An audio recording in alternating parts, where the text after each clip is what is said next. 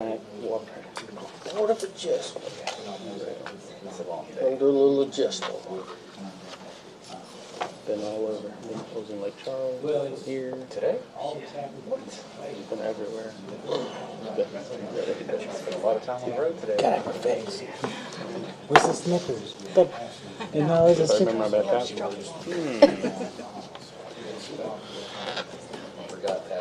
Earlier, and I said, do you seriously have no more coats? Something went wrong. Go figure. Oh, we drank Mama's last Coke. We drink Mama's last Coke. Somebody's in trouble. Yeah. That was the Dr. Peppers. You drink Mama's Dr. Peppers. And then finally she switched to Diet Dr. Pepper, so we're like, good, we don't drink He those. said nobody's going to drink those. That's so my dad does it. My dad drinks Diet Coke, so my son started drinking those, and now he can't drink a regular Coke.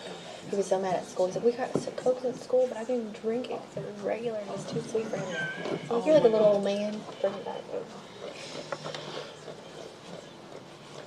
I try to convince my kids they like other stuff. Here's Dr. Pepper. It's so good. Stay away from my Cokes. Bring back the surge. I'm sorry? Oh, no, sir. Okay. Okay, let's go ahead at 6 p.m. Let's go ahead and call the Board of Adjustments meeting to order. I'd like for everybody, if you haven't signed in, please do so. If you wish to speak during the Board of Adjustments meeting, please go ahead and sign that part of it too. We will have public comments, and we will also have comments based on the discussion and action item. If you would, please stand for the invocation and pledges of allegiance. Chris? Let us pray. Heavenly, wonderful Father, we come to you during this season of celebration as we remember the wonderful gift of your Son, our Savior, Jesus Christ. But please help to remind us that not all are feeling the joy that we feel. Please be with those who are hurting and struggling, while others are filled with joy this season brings. We pray for those grieving, hurting, or suffering, and especially those who were so tragically affected by the recent tornadoes. Please open our hearts so that we may show them love and generosity as you continue to show us. Guide us all this evening as the work of the city is conducted. Keep and protect us and the entire Richwood community. We pray this through your Son, the greatest gift ever. Amen. Amen. Okay, pledge of allegiance. Pledge Allegiance to the flag of the United States of America and to the republic for which it stands, one nation, under God, indivisible, with liberty and justice for all. And the Texas flag. Honor the Texas flag. I pledge allegiance to thee, Texas, one state, under God, one and indivisible.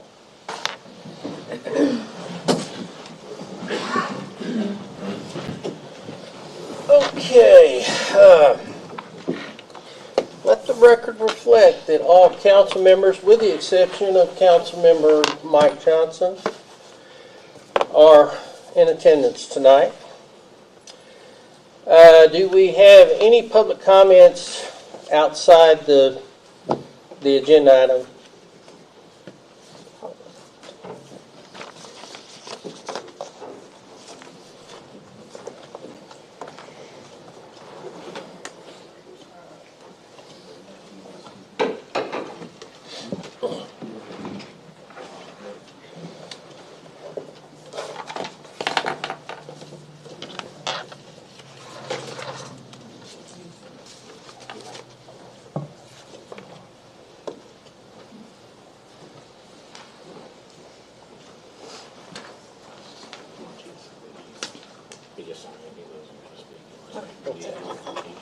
Okay, so nothing outside the agenda.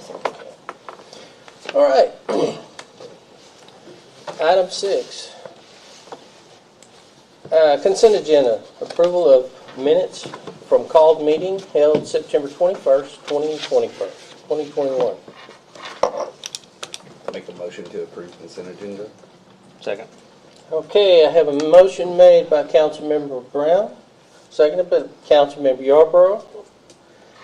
All in Councilmember Strawn, how do you vote, ma'am? Aye. Councilmember Yarborough, how do you vote, sir? Aye. Councilmember Escalante, how do you vote, sir? Aye. Councilmember Brown, how do you vote, sir? Yes. Okay, let the record show that the motion is carried by unanimous vote of all present. Okay, discussion and action items. Public hearing and action regarding variance request to allow storage building to be built on a separate lot from the main structure. So, believe that is, I can help present it. yeah, okay. Okay. All right. Hello, my name is Francisco Esteban Raboyoso Jr., the owner of Custom Car Audio Tires and Wheels. Been there for about 16 years. And pretty much what I was trying to do is, I don't have any more property now to extend my business. So I purchased the property in the same area, back in the back from Tim Seidler, and wanting to build a building. And in all reality, if I had the property, that my buildings now would be extended that much further. But since I don't have any more property, the past time I actually asked for permits was to put awnings on it so my guys didn't work in the sun a lot, because we are working outside a lot of vehicles. That was the last time, and they only gave me 13 feet or whatnot, and that's as far as I had. The building before that was like 4 or 5 years ago. I extended up to where I had. So now was able to have financially, the ability to have more, but instead of moving in an area and moving into another location, possibly another city, I purchased that from Tim Seidler about 3 years ago, and just in hopes of possibly, making something bigger, and that's where I'm at now. And then, of course, I was halted because of, and I understand the codes or the requirements or whatnot. So what I'm doing now is just another building to allow us and my guys to keep growing and to keep everything here in the city, of course. Is this going to be a permanent structure? For myself, yes. Okay. Cliff and I met with Frank and BBG, and we talked it over, and this is kind of helping him not have to create a whole nother storefront, which is what he would have to do based on the ordinance. Right. So BBG is good with it. They're going to help him with the drainage, retention, all the normal things that go with building. It's just the variance to allow it to not be a actual storefront for his business. Okay. And so staff is, we're good, we're on board. Council members, any questions? I had one. Say, 15 years from now you're ready to upgrade and you decide to sell this. Is it going to have any restrooms or anything that would entice someone else to buy it? So if that became, and I'm sure it'd be on paper or whatnot, if I had to do that, yes, I'd kind of get some plumbing, get the, whatever y'all needing for it. But as of now, my futures, I've been there, like I said, 16 years. I don't plan on going anywhere. I live 5 minutes down the road from my business. I'm 39 years old, and I still have a long, hopefully, God allows me to. But it's not in my thoughts of selling or anything like that. Maybe 5 years ago I did, because I had to build it bigger. But I built what I could, and we're just growing and growing, which is good for everybody here. No, it's not on my list. I couldn't tell you yes or no, but I'm sure if I had to turn around and sell for whatever reason, I'd sell together as part of it. And if for whatever reason I had to separate it, then I know, of course, I'd have to follow whatever y'all, before I could even sell it. So I don't see a problem. I don't, even if you say, well, you have to do this, this, and this, and this to sell it, I'll probably be okay with it because I don't plan on selling it. So whatever, Just on our end, so the variance only follows Mr. Raboyoso. So if he were to sell, it would then need to become a conforming use. So as long as it's a non-conforming use, he can do it however he wants to. But as soon as it changes ownership, then it now needs to conform with code. And he can sell it as is. He can sell it as is, but if they want to get off, occupancy certificate, they need to have They'll plumbing, conform and they need before to be they- willing to do that, or he needs to do it to get the sale. Okay, You know what I mean? that's kind of what I was curious So if anyone about. else does decide to buy it, it does need to conform to code. The variance just stops with this business. Okay. I guess And- I have a couple of questions, if you would, is what is the specific purpose of this warehouse metal building? more space. I'm running out of space. My guys are having to work outside now. And So the last you'll thing I have- want is my guys working outside. You'll have personnel working inside of this? No, because that's not in the plan. Of course, we don't know what's going to come tomorrow, but the plan is to move everything that's inside back there and then move the people inside. And for parking purposes as well, that was already in my mind too. So anything that vehicle has to stay a day or two, I'm gonna park it back there. So there is more parking in the front, because we've been fortunately, yes, and then, you know, whenever the other businesses have a bunch of people coming in, you know, that property, you know, all of us, 5 businesses, 6 businesses, it fills up pretty good, which is good, you know, it's good that our business park is growing as time goes by. What requirements, if we approve it as storage only, I mean, because that's what we're saying, so it's not another storefront, what does that restrict him to, though? In 3 years, 5 years, he needs to make that the workshop now. How do we? He would have to conform to occupancy standards. Well, this variance is allowing him not to have to do that. I guess, and I'm thinking what other possible life safety NFPA items are restricted or exempted because it's storage only, won't have customers, and I think we discussed that with Evan, didn't we? About fire suppression, or just if there are people in there, Yeah, it just that depends would on still be. how many people are occupying it, what are the hazards associated with the facility. What exactly, you might be stored, you know, flammable, anything that's flammable or combusted, explosive. But I think he ended up saying that due to what is actually going to be stored in there, he's going to have all that anyways, correct? I'm sorry, Kirsten, I can't. I thought he had said because it's going to be vehicles and tires or automotive, that it would have to. I guess Sorry, what I can't remember. what keeps him from using this as a workshop area as it is now, as an occupied building, whenever we're saying we're just going to use it as storage? Because, I mean, if you need a space to work and they're like, well, it's back there, we don't have room up here, just go back there and do the work. Is now, are we putting the precedent that, hey, it's now going to be a working area, or? Yeah, I guess that's what you'll have to. what are we? Why not call it custom car audio 2? And I mean, what's the reason to not make it another full functioning? Costs a lot more money. Cost. Is it to do the plumbing and to do all It's to save that? Yeah, Okay. I can speak a little bit to it, the way it makes it difficult on the way it's laid out over there with the backside easements and so far from, the easements are not big by any means, and they have to run a couple hundred feet just to get water, and pump stations just to get their sewer back to the collection line, so it's quite in depth to build where he's building and have all the services, which I think is currently required without the variance. But I'm just afraid that we're saying it's storage, but you need more space to do work, and it's going to eventually turn into that, right? And it's like, It's not in the plans, because if it wasn't for the stuff we have inside, we wouldn't. The building that we're having was never in my mind for working. yeah, Will we be in there? Of course, we have to get in and out, you know, whether use a forklift or, you know, pallet jack or something like that, or have somebody go get something, because you have to pull something out, just like a storage unit. You go in there, you're not gonna be in there for hours and hours of the day. We're not gonna be in there with the lights on. You're probably gonna, and you know, they can track it. There's not gonna be much electricity on, because that, to me, is gonna be stayed locked up forever. I myself and another person's probably gonna have the key to it. It's, I guess in technical terms, it is my storage unit without me having to go look for a storage unit. To me, it was much easier to purchase that land, and possibly, I didn't know anything about the city ordinance or whatnot, but then of course, you know, things can change tomorrow, and then I'll have to, you know, if I don't start building now.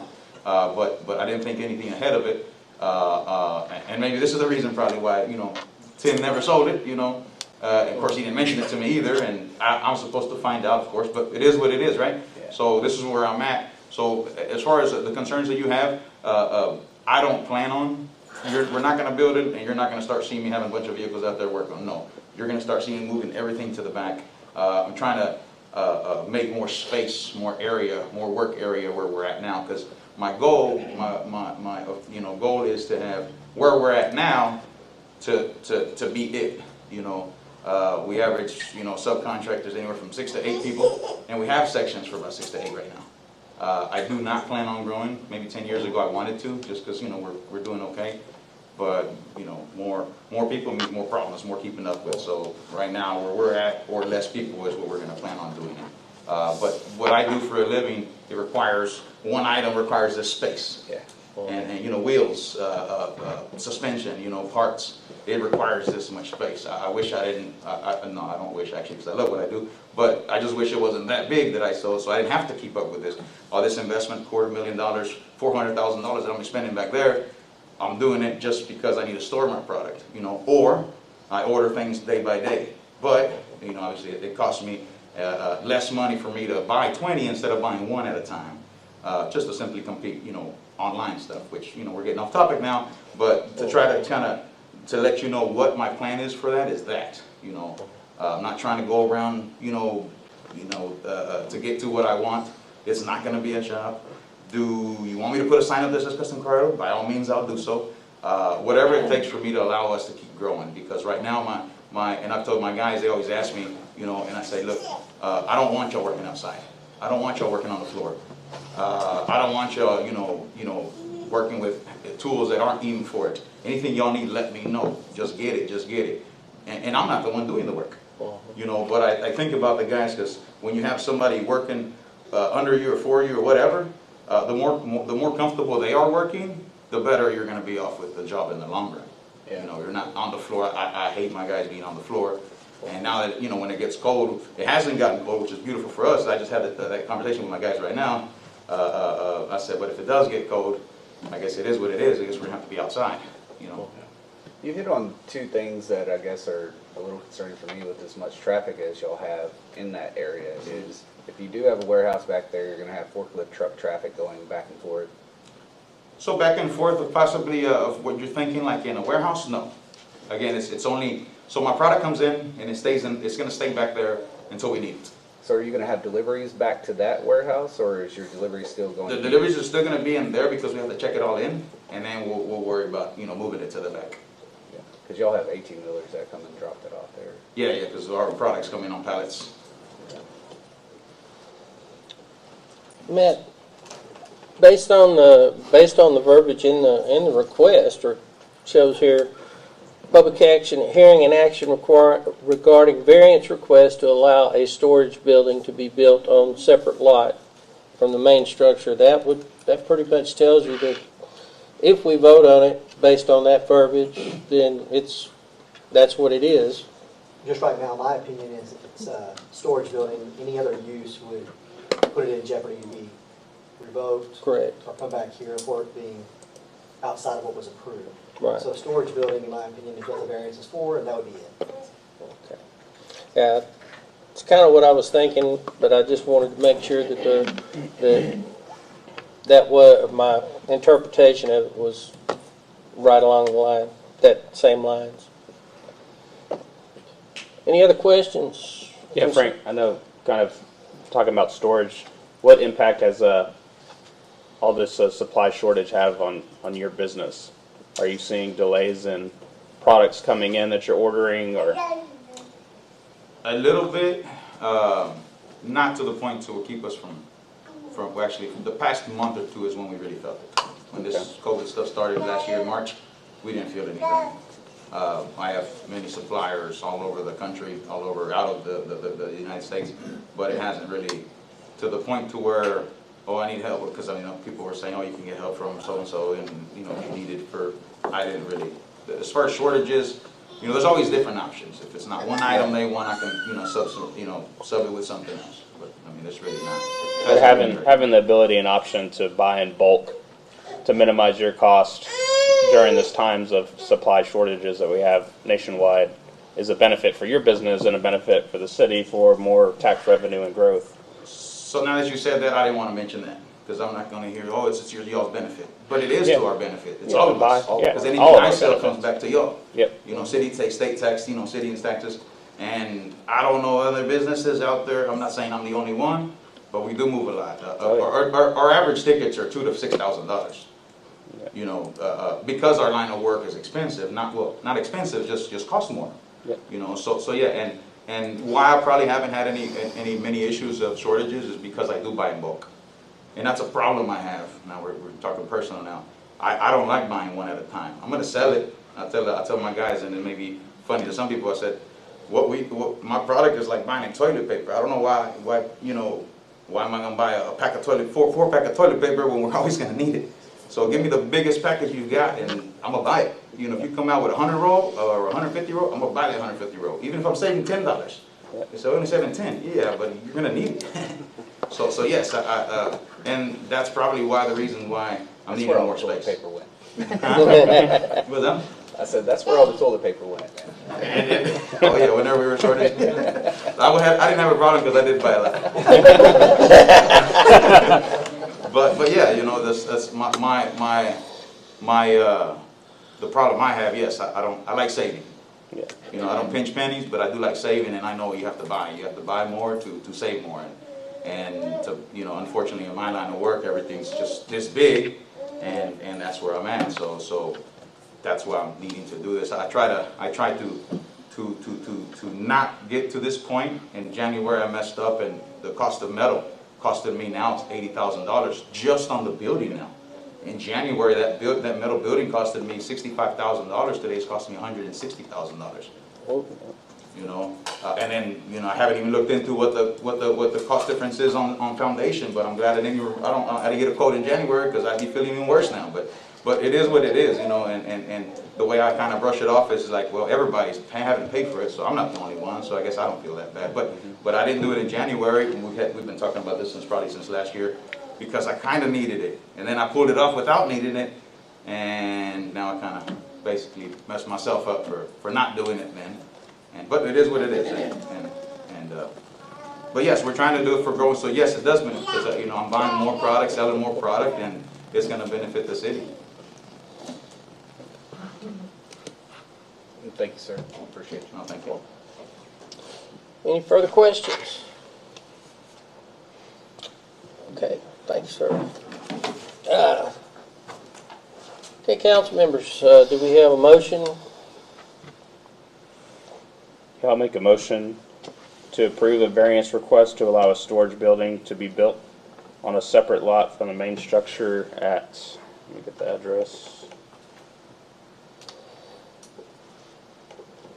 What was that? 2020? Behind 2020 Brazosport Boulevard, North Lot 10B. Okay. Have a motion made by Councilmember Escalante. Do I have a second? I'll second. Have a second made by Councilmember Brown. Councilmember Strong, how do you vote, ma'am? Aye. Councilmember Yarborough, how do you vote, sir? Aye. Councilmember Escalante, how do you vote, sir? Aye. Councilmember Brown, how do you vote, sir? Yes. Okay, let the record reflect that the motion is carried unanimously by all members present. I'll forward this to BBG. I'll forward it to the inspectors, and they'll be good to go. We'll move forward, okay? Okay, you're good to go. Okay, Well, thank you all very much. Sir. Thank you. so without there's no further no further items on the agenda, we will adjourn this meeting at this time. And give us about 5 minutes to get things set up for the next meeting, and we will then go into that. I need 5 minutes. I don't. Uh, I'm just good. in case. Oh, okay. No, I was Oh, looking no, at the no, time. I was like, oh, no, Oh. good. He's letting me know I was off. Well, I hadn't got a chance to really see the time on it. Rub it in that I was not. Okay, yeah, we're good. It's Yeah, good. good. It's good Well- when you're past. Okay, looks like some of the folks stepped out, so, okay.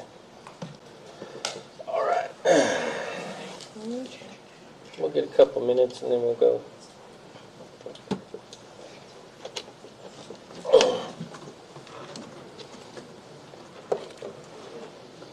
Let's see, do we have anything?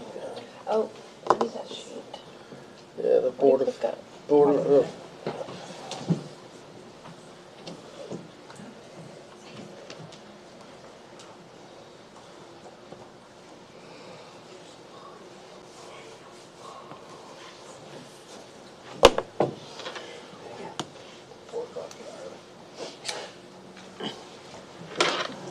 Klug already approved this?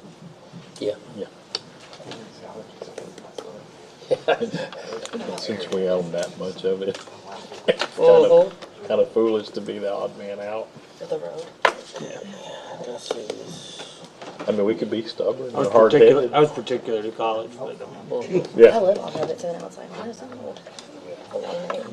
Yes. I had 3 people text me about that tonight after the council meeting. I'm like, includes council meeting. I was like,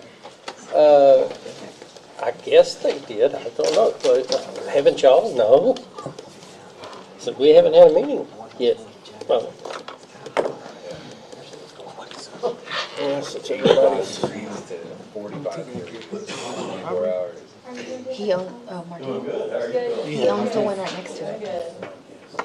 which was The lot that's right next to Frank's, they said he owns that. And he's wanting to develop on it, but he's having an issue with water and fire hydrant. And so he's wanting, if Frank's gets approved, Frank has to have one too. So he's wanting to go in and share the cost. Installing it. Which Frank's gonna have to have one. so Frank's still gonna have to have one. Yeah, because that's within 500 feet. That's And so Martine's issue is it's expired and one and do all that stuff. So if Frank's gets approved, I think he's out there gonna turn it over. I'm surprised he never came back with a corner lot. Across from the fire station. Yeah, he owns the one behind on Frank's side of that side. Because Frank owns this side by the doggy daycare. Martine owns mine. Shot it, loaded it Was up. that the one that they did dirt work on last year? I can't pass this one up. On this side of, Everybody, Come on, Bubba. across, everybody in the neighborhood was like, on this side across, yeah. one of the They did dirt work last year, but it just Yeah. stopped. So everybody's like, no, he's still on the game camera. Frank's And still then gonna have to do all my that. son saw him. That's within 500 feet of construction. I mean, he is a Martine was wanting to tap into, what's the business that's right there next to it? Is it I've been Pinbar? watching that video for Set point. years now. Well, that's their personal, if they did that, like, I don't think that. Usually they install it and we take ownership of the line. So they eat all your landscape. Project. It's so much money on the landscape. Yeah. No, it's good. I mean, it's just good to know that if he changes, yeah, there's some recourse. And then if he sells it. Well, yeah, I like An the corn example. feeders, but I keep getting a record request for a storage lot that's over by the apartment. And they ask me, like, is this a conforming use, or do they have any variances? Because then they want to know, like, if we help them sell it, are they gonna have to go up, because then they would have to come for another variance, because it follows. and I think It's just like the homes on Toolville, like any of the homes are considered non-conforming because they're residential. And once they go vacant for so long, then they Probably that revert one that I saw on the side of the road whenever I was driving by there the other day. yeah, he's a, and he'll have to conform, and if anybody, I was in 2019. Oh, another thing too is it's weird He's just gotten bigger. to see how Tim will sell those lots. there's no one in the city to buy them. Yeah. They try to sell the city. In between? That's what I said, I said, it's really weird, they just run all around in the middle. Well, he owns it. Time I He owns rented it. here in my I talked life. to a couple of I business was owners. driving down the road and a deer ran into the side of my car. Well, and then I talked to a couple of business owners and they're pretty upset. They were all just running along. They said he doesn't do the best all the time to maintain it. And there's a little concern about this, but they didn't want it brought up. We were feeling it just because with Frank not having to put in bathrooms, I said it's better than infrastructure. It is a storage building, and just a storage building. Yeah, as long as he, I mean, I'll be honest, that's I think the inside of his building is just full of stuff. all the time. Oh, I can imagine. Because he Well, wanted to everything do sets of concerts. floors and big. With traffic going through. I just hated to morph in a couple Oh, yeah. years. Nobody catch it. But the good thing is, And when then we have this, it's clear on what tragic I Stuff that he want to. does, like it's trash. But it's still the, But he does like awesome. he caught get away with it for a long time. That's the problem. It would take somebody knowing. And so that's the only part that scares you. Is something tragic to happen. Okay. Got just about a little less than a minute to we'll get started again. All right. It is 6:28 p.m. We are calling the regular council meeting to order at this time and asking, are there any public comments at this time? I had none.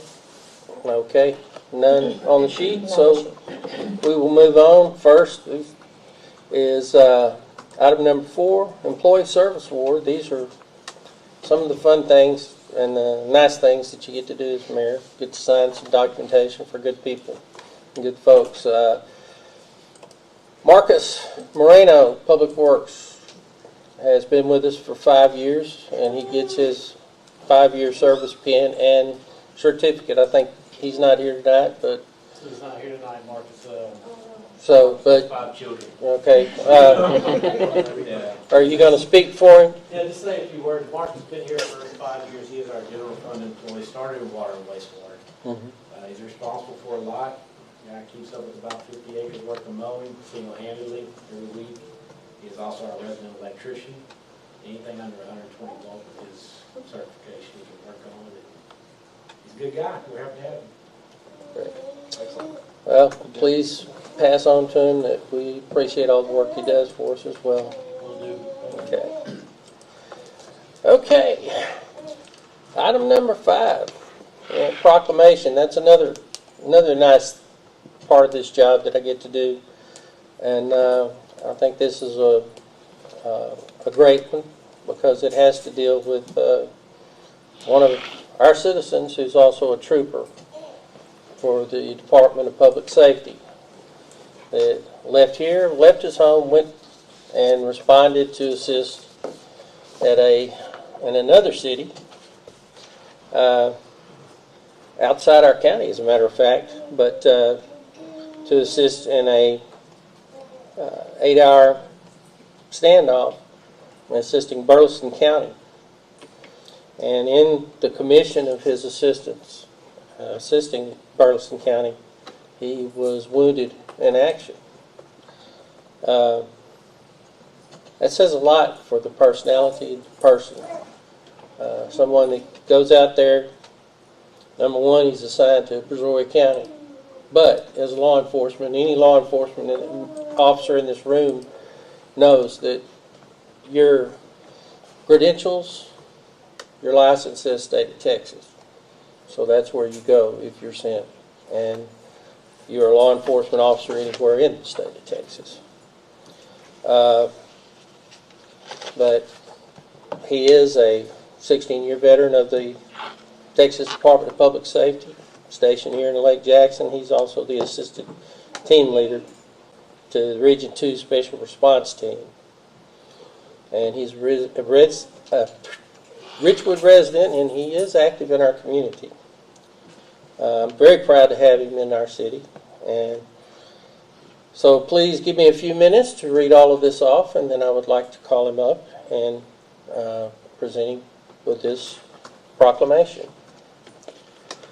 I, Steve Boykin, by virtue of the authority vested in me as mayor of the city of Richwood, Texas, do hereby proclaim in honor of Trooper Josh Strawn, December 14th, 2021, Trooper Josh Strawn Day in the city of Richwood, and urge each and every citizen to honor Trooper Strawn for his dedicated service to the state of Texas.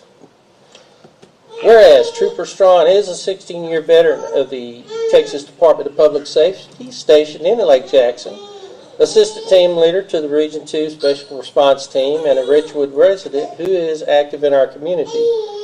Whereas Trooper Strawn was wounded by gunfire during an 8-hour standoff while assisting Burleson County Sheriff's Office. And whereas Trooper Strawn received the Texas Department of Public Safety Purple Heart for his courageous service and personal sacrifice, embodying the Texas DPS motto of courtesy, service, and protection.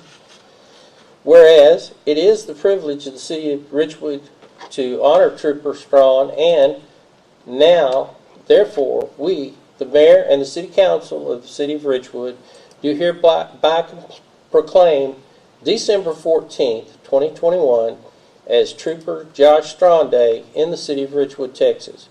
In testimony whereof, witnessed by hand and the seal of the city of Richwood this 13th day of December AD 2021. Steve Boyd. Josh, would you come up? You too. Thank you. You too. Would you like to present? No, you do it. Take a picture. Do you want to get with him No, for no, the get- picture? yeah. Josh? There you go. Yeah, we'll do it. Thank you so much for all your hard work, bro. Thank you. I Thank you, appreciate Josh. it.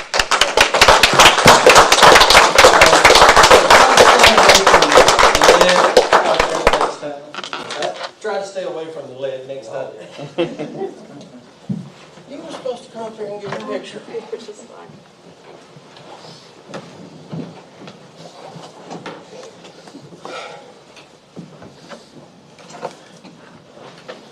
And I always said as a fireman and when I was an officer and as an EMT, the only good call is a no call a lot of times, but it's always good to see officers return from those calls. Hopefully not injured, but as long as we get them back. Okay. Consent agenda. Item 6. Approved minutes from the regular meeting held November 8, 2021. And approve October 2021 budget report. Make a motion to approve consent agenda. Second. Okay, I have a motion made by Councilmember Mark Brown, second by Councilmember Matt Yarborough. Councilmember Melissa Strawn, how do you vote, ma'am? Aye. Councilmember Matt Yarborough, how do you vote, sir? Aye. Councilmember Roy Escalante, how do you vote, sir? Aye. Councilmember Mark Brown, how do you vote, sir? Yes. Okay. Let the record reflect that the motion carries unanimously by all present. Thank y'all all for coming out, Thank you. and you're always welcome. Thank you. Even the babies. We love to see babies, even if they do like to talk. They're citizens too. Okay, so item number 6, or is that 7? 7. Got one more eye there. Public hearing to discuss changing the name of College Boulevard to Dr. Millicent M. Valek Boulevard. Little history on this. This is actually already has happened in the city of Clute with their last council meeting. And as we own some property on the other side of the bridge, well, it does make a lot of sense to go ahead. Plus, Dr. Valek has been with the college for a long time that I can remember. And she's done an excellent job with it. Matter of fact, when I was still instructing out there in the EMS program, she just came on, had just come on. And there was a lot of changes and a lot of growth. So the staff and all the folks there at the college have really pushed to hopefully get this done, and in her honor, as she is retiring this year. So I will open the floor up for any questions or any motions. I'll just, in your packet is a response from one of the notices that was sent out regarding this. This is the only address on College. And so he's in the affirmative for the change. Okay. I marked his address out just for his privacy. Yeah. All righty. Yeah, because those, I got to say, back years ago when they changed this from 288 to 227 and then back to 288B, there was a lot of businesses that were not happy. All that happened within a 10-year period in Richwood, and there were a lot of businesses that had to spend a lot of money on these changes. But this one, I believe, is definitely not one of those that's going to get changed back like the other ones did. So, any discussions, motions? The action will be next. Oh, okay, I'm sorry. This is just anything else. That's right. Here. All right. We can close it. All right, we'll close that and go on to item 8, Discussion and consider approving resolution changing the name of College Boulevard to Dr. Millicent Ballack Boulevard. Any discussion at this time or motions? Make a motion to approve resolution changing the name of College Boulevard to Dr. Millicent Vallick, or Millicent M. Vallick Boulevard. Excuse me. Okay. We have a motion made by Councilmember Matt I Yarborough think it'll be on the sign, Valak Boulevard. and Valak, BLVD. Okay, We're gonna match what Clute does. all right. I was like, that's gonna be a very big sign. Yes. do we have a second? By the Second. letter. Second. Councilmember Mark Brown made the second. Councilmember Melissa Strawn, how do you vote, ma'am? Aye. Councilmember Yarborough, how do you vote, sir? Aye. Councilmember Escalante, how do you vote, sir? Aye. Councilmember Mark Brown, how do you vote, sir? Yes. Okay, let the record reflect that the motion has been changed, or has passed unanimously with all persons on council here are in attendance. Okay, so good luck, Dr. Valak. I know she's not here tonight, but I think that does change College Boulevard to a very nice name and someone that is very deserving of that honor.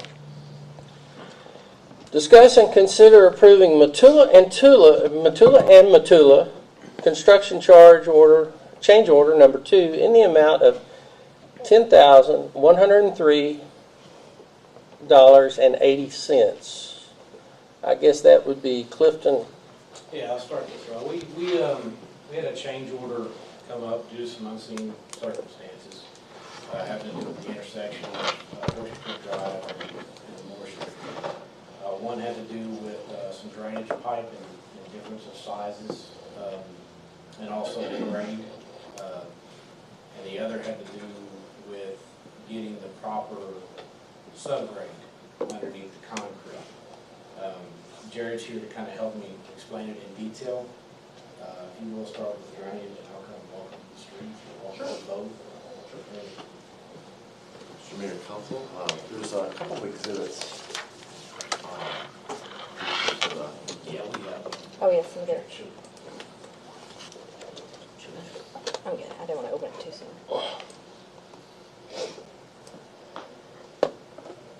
They paint the picture a lot better than trying to verbalize.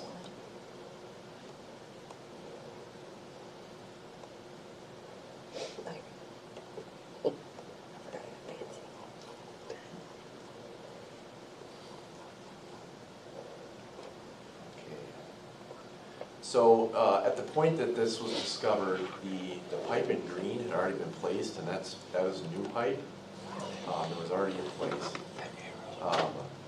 Under the intersection at Oyster Creek at Moore, there was a visible 24-inch pipe, and everything here is flowing to the left. So the red pipe there was visible from the east side.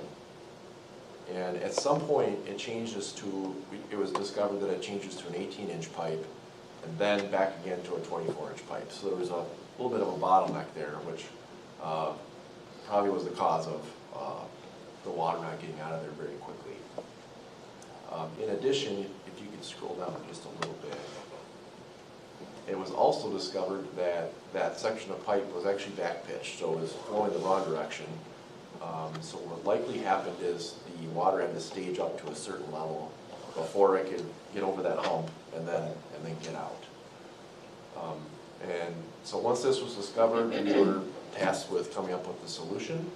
If you could go to the next page, please. Thank you. So this was one alternative, and this continued the arch pipe. That's kind of an elliptical or an old shape. And just continue that all the way to the existing 24. So that the pipe in green has the equivalent size of a 24-inch pipe, holds the same amount of water. The reason the 24 or more circular pipe couldn't be extended under Oyster Creek Drive like it currently did is because as soon as you hit that driveway, the existing 18-inch pipe was directly below the concrete. So there was no way to put the pipe would have been out of the ground. So this was one alternative. One of the problems with this alternative is the round or oval-shaped pipe is not really available. The contractor indicated that he'd probably have to get it from Louisiana. So there would be delay with this alternative, and it was also very costly. And lastly, with this alternative, the back pitching issue doesn't go away. So water would have to stage up in the pipe again, and you can see that in the bottom there, where the green has to stage up before it can get out. And we calculated there'd be about 400 feet of pipe that would have water in it all the time. So that, for a lot of reasons, this wasn't a good alternative. Go to the next one, please. So another solution was to use the existing 24-inch oval pipe on site, because the contractor already had all the pipe on site already, and to remedy the issue of the pipe backing up, punch a pipe across Moore Street into the ditch on the south side of Moore Street. So you can see that there with the green stub going down, and then just simply put an 18-inch pipe under Oyster Creek Drive, connecting into the existing 18-inch pipe. That would be back pitched, but at this point, water can now get out. This alternative shows some promise, although it was still pretty costly to do this. So we investigated a third alternative. You can go to the next one. This alternative basically, at that 4x4 inlet box, basically takes the flow and splits it. Two 18-inch pipes have about the same, actually a little bit bigger capacity than a 24-inch pipe.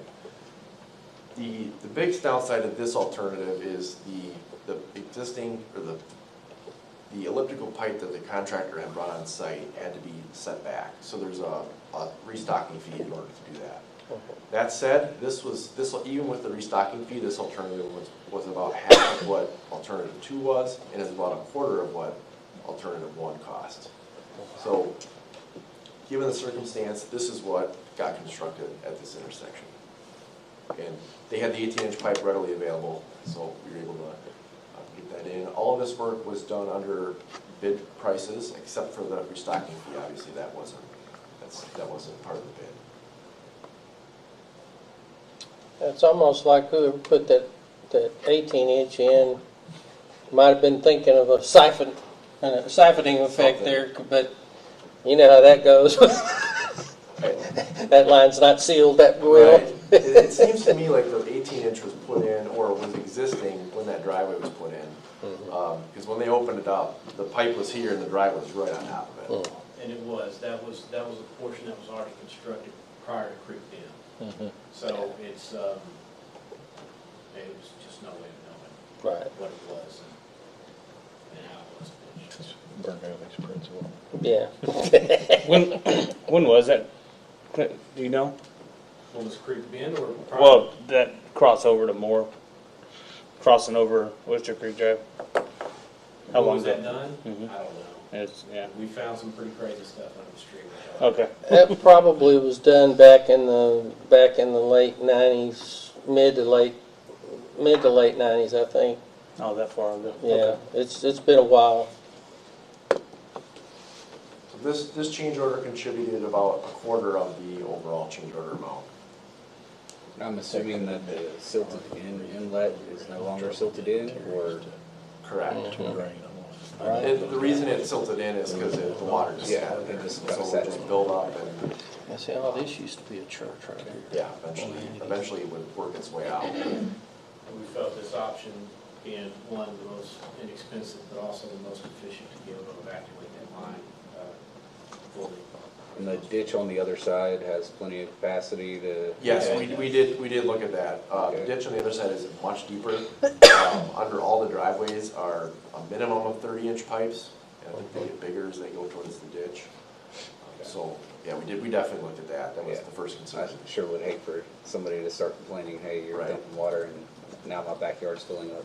Right, no, it's into it, and the amount of pipe that's back pitched, the amount of water, once everything, because it will drain under full velocity, it will drain, but once everything's slowed down, the amount coming back is phenomenal.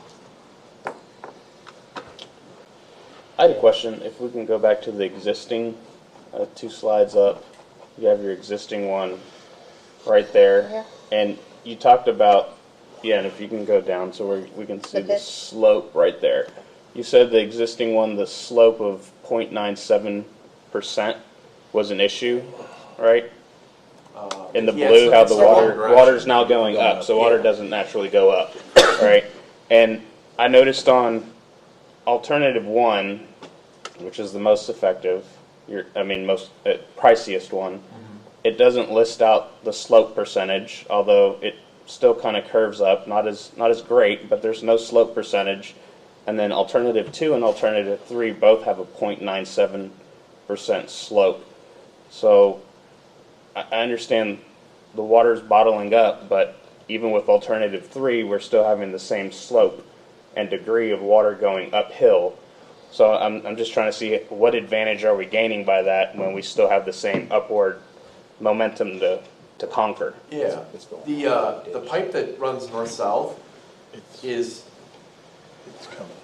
low enough that the water, any residual water in that pipe can get out that pipe, can get out through the pipe that runs south. Right. Okay. So water shouldn't ever sit in the pipe anymore. Right at where it goes up, right there. Yeah. That's where it turns. These are the inlets now? Okay. Right, What so is the the? water will come It just kind of sparked my interest because there was no slope measurement Yeah, on. those were just the existing slopes, or the slope of the existing pipe. I could do the math, I guess. It would have been whatever grade you set it at, right? Because y'all wouldn't have just set the pipe in there and not graded it. Right, so the biggest issue is that where the 4x4 inlet box is, all the pipe to the right of that had already been placed before this was discovered. So there was no way, I mean, had we known this was an issue, we would have set all that pipe up higher, and then we wouldn't have had the problem, but without digging it up, you don't know what that issue is. So there was no way to determine what y'all's pipes were before we started doing this project? Like there was no way for somebody to go and scope this thing and say, hey, we're going from here to an 18-inch to a 24-inch, like before we started this project? Yes, but I'll explain that. If you go back to the first existing conditions. I thought that was what was hidden under the road, 24-inch on the outsides.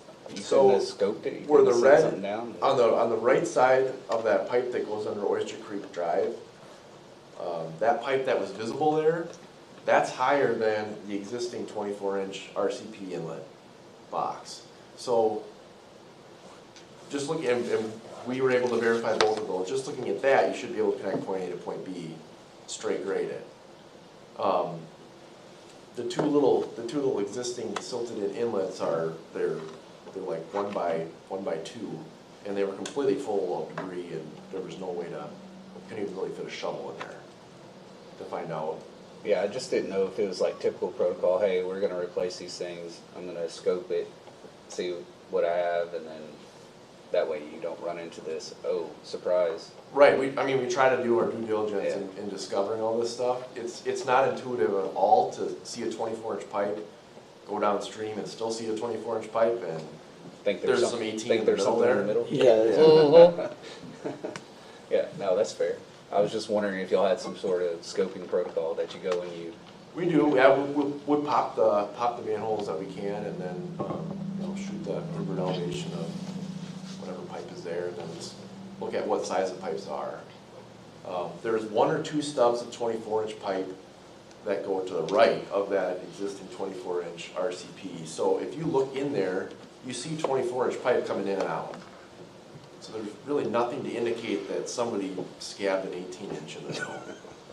That's what we had How many available. feet- How many feet is the 18-inch? Like approximately? Was on sale. Foot long? Like what's the The length of it? existing or? Right, the one that, right there. This? Maybe 125 feet. Okay. I was just curious. It's Yeah. hard to tell feet Yeah. on those scale.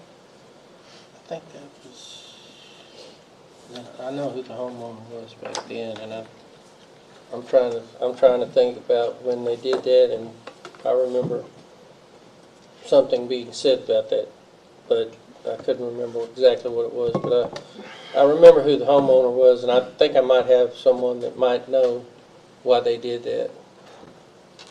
At the end It's of the day, inconsequential now, right? I mean, it it's is. done. It is. Yeah. We got an invoice. At the end of the day, the solution that we arrived at is probably where we would have arrived. The only difference is there's the restocking fee. Right. Yeah. We don't have any other projects where we could have used that? Not the round, the contractor wouldn't even take it. 18-inch standard round pipe, they'll take that back and they'll put it in their yard and they'll use it on a different project later. But this is, it's just a unique shape, kind of that oval shape, and you know, they don't know when they're gonna have the ability to use that. So they didn't wanna take that back. Corner of the market, man, they should have just sold it. That's what I said, honestly. If they had to go all the way to Louisiana to get some, they should have put it up for sale. Maybe somebody else would have been interested in it, but. Plus, they Okay. probably taxed us twice. So we need to take an action here, or what? Because it's already been done, right? That was, Yeah. that was the first part of the change order. I was just explaining it. So option three's already been done, right? So we Yeah. really don't have a say. I mean, it's Well, done. and if you don't do it, they cut somewhere else in the project, right? Well, that's correct, we want to inform you why. Yeah. Why we had to come to this decision. So the street itself, we did not have core data. We said the core data was insufficient. It's just set on a standard every 100 feet, every 200 feet, so on and so forth. We didn't have a particular core at the intersection of Morse Creek Drive and Moore Street. When they began to demo that, they found that the base was roughly 12 inches thick. We ultimately had to over-excavate to get all the base out of there to get a lime-treated soil. You can't treat lime, you can't lime-treat base and soil mixture. So what they did is basically had pre-mixed fill brought in and compacted. Instead of bringing it in to bring the lime in to till it in that little area and have it set up. And that's what we had to do. We did find one quadrant of this intersection had 18 inches worth of asphalt. So I guess they ran out of base material and they just poured asphalt for the road. And the whole, it was. Sounds reasonable. Never seen anything like it. I have not either. I've seen a lot of stuff, but I've never seen anything like that. That was a It's different probably kind because of that pothole commissioner kept back getting then. deeper and deeper, so they just kept filling it. Well, they fixed it. They fixed it. But yeah, this is what we had to do to ensure quality on the job and that everything worked properly. I mean, it sounds to me like we got the best case scenario. I mean, we didn't have to pay 4X or 2.5X for the option 2, right? So, Right. And we're getting rid of the water and not Yes. affecting anyone else, so. It's Great just job. shifting it across into, Some of it, not all of it. yeah. Yeah, just some. I mean, it's naturally gonna wanna keep going straight, the water is, but it's not gonna go uphill either, so. Is there any sort of PM schedule we need to do at that junction box, since those two flows are gonna be coming into each other? It's probably PM schedule when you do for all combined drainage. Well, I'm just saying, I mean, Yeah, it'd be in our best interest, yeah. especially at places like this where you're gonna have For sure. eddies and all that silt and everything's just We gonna have sit. these areas, these junction boxes that have grates that are also make visibility easier in the situation at that point of drainage. Okay. But yeah, absolutely, you're absolutely right. And I put it on the memorandum. You know, this change order split up a couple of different ways. Most of it's going to drainage, about $7,500 because of drainage, and roughly $2,500 because of the streets. And we're doing okay there? Like, we're not, it's not gonna. Yes, we're doing. I'll add to the 2,500 for the work that they did, I think is very reasonable. Again, they did discover it until they had it opened up, and the intersection was already closed at that point, and we had to make a decision.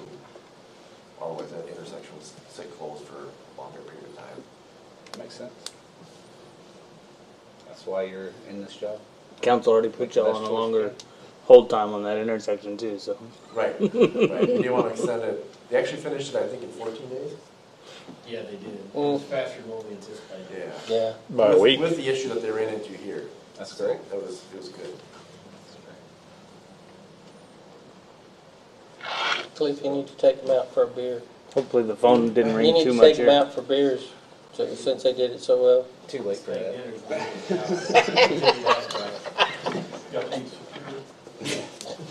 I'd like to make a motion to approve Matula Construction Change Order number 2 in the amount of $10,103.80. Second. Okay, I have a motion made by Councilmember Brown, got a second by Councilmember Yarborough. Councilmember Strawn, how do you vote, ma'am? Aye. Councilmember Yarborough, how do you vote, sir? Aye. Councilmember Escalante, how do you vote, sir? Aye. Councilmember Brown, how do you vote, sir? Yes. Okay, let the record reflect that the motion carries, and unanimously by all members present. Thank you. Thank you, John. Okay, now, discuss and consider awarding the construction contract for the 2021 Stormwater Management Master Plan Drainage Improvements Phase 1 and 2 to Matula and Matula Construction. Okay, so as I'm sure everybody's aware, we came in with a single bid, which was Matula. I wanted to help council understand that due to the this booster station situation, the Stram Associates did their due diligence, and they tried to contact as many contractors as possible that downloaded plans off of CIFCAS. They got 3 responses with intent to submit a bid, and we only got 1 bid submitted. The current base bid at about 1.7 million is well outside of our budget for construction. We're already discussing, and pretty much I think we've already come to terms with what we need to basically strike from the scope of work to make it fit within our budget. As of right now, it worked out pretty clean. We don't have to eliminate any of the big items for the project, being any of the main outfall ditch work. It's other portions such as the pass-through culverts at North Mahan and Audubon Woods Drive, a changing of culverts at North and South Yopon, and we had to short ourselves a little bit on the high side of the west ditch, which is going to be on the south side of Moore Street and Audubon Woods too. But for the most part, we still do have the bulk of the project intact, but we need to award this, and then we can get on to getting the proper change orders in place to make it fit within of our budget. I think right now with the amendments we've made, we're about down to 1.3 is where we're sitting, which is doable with engineering and project. Any contingency built in that last figure, the 1.3? Is that the 200? This is based on the unit cost. Okay. For what we have sitting to, as far as contingency goes, Eric, there is money in the transportation fund, drainage M&R, if we do have an overage on plan to substitute. What was the budget for this again? It's 1.5. We currently have approved 193,000 for engineering. We probably will not use all that. So we have Oh, so we're with the 1.3 and the 190. We can call that gone. yeah, that's Yeah, we just, the impetus behind this, bringing this forward is because we need to approve the bidder at this cost, knowing we're going to come back down the change orders. But and we would have advised it a different way, but we don't think it'd be advantageous to rebid, just as we suggested before with the last project. We think it's going to end up costing the city more to get less of a response possibly. And as of right now, you know, in my opinion, you have a competent, capable contractor, and we still preserve most of what the project was intended to be. What are the consequences of these change orders that we're taking stuff away? I mean, obviously they were scoped in for a reason, and are we shooting ourselves in the foot by trying to be under budget, or do we need to try to come up with the money to make this happen? My opinion right now, Mark, is that what's been reduced, how the job scope has been reduced, does not hold the impact on the overall project that I would suggest that. Yeah, because if I'm gonna spend $1.5 million, right, and it's only gonna give me 80% efficiency on my product, I'd much rather spend 1.7 and get 98% efficiency, so. I think one of the biggest issues we've seen and what Strand has kind of argued since the authoring of the Stormwater Master Plan is that the overall condition of the outfall ditches themselves being improved should help a lot of the things that we've been seeing, a lot of the issues of standing water and getting that out of the streets at a faster rate and things like that. I think that the project as it sits accomplishes what I would not feel good at this point in time to say I need another $500,000. That's what I'm going. And I know you want to say it, but I do. Yeah. Yeah. And also just food for thought, we're extremely hopeful that there are significant dollars coming down later, hopefully that we can use to augment what we shorted here. And also want to keep in mind, council, that the project as a whole, as we basically decided or approved it or decided to do it, is engineered already. So we do have $30-some-odd thousand coming in annually for the transportation fund, and that can be used. This is already engineered. It can be used to accomplish those goals in later. So nothing that you cut is, hinged on need to do it during the project or else you're not going to get another time. We can add it on later. That's correct. Easily. And we've tried to reduce the scope, keeping that in mind. Okay. excellent. Good. And with inflation doing what it's doing, we better go ahead and jump to it. Yeah. Yes. Yeah. Because if we rebid and who knows what it's going to turn out to be. Well, we had over 20 contractors. Most that downloaded plans did not even respond. And we had a lot of interest in the job. Do we think it's because of the price of materials? We think it could be price of materials. We think it could be reduction of force across, even. That's what we're hearing, the labor force. Okay. Yeah. And probably most of those contractors looked at it and said, well, this is a small town, this isn't a big dollar project like Houston would have. And I've seen that happen with some of the contractors when I was working in the plants. If it's not something that's going to line their pockets pretty good, they're going to turn around and walk away from it, even though they had an initial interest in it. There's a lot of money out there right now too, with all the grant projects and things like that. Oh, yeah. That they're just very busy, so. Yeah. I had a question on, and just for my institutional knowledge, is the mobilization cost is about almost 82 grand. It's a local Lake Jackson company, and it's a little under 5% of the total cost of the project. I'm always looking out for how can we save money. Can we go back and say, hey, you're right down the road. Does your mobilization have to be 82 grand? Or what does that all entail? Well, it's bringing equipment in. Okay. It's also the contracting and all the front end stuff that they have to do. And other contractors will use that to kind of finance the first part of the project, because they don't get paid until they process their first pay request, which is usually at least a month into the project. So they've fronted the cost of everything for at least a month before they did anything. And so that mobilization helps them kind of float that. The other thing is mobilization, usually we cap it at 10. We'll see 7, 8 is a pretty common percentage of the overall project cost. So in this case, in my opinion, it's actually a little bit low. Okay. And Jared was going to have that conversation with Mike Murphy, just to see, is there some extra dollars, that can A coupon or somewhere? Yeah, something like that. 20% off mobilization? Shopper card? Something. Mobilization, but there could be, I've already talked to Mike about possibly reducing the earthwork part of it, since we are reducing the scope, and then kind of the restoration as well.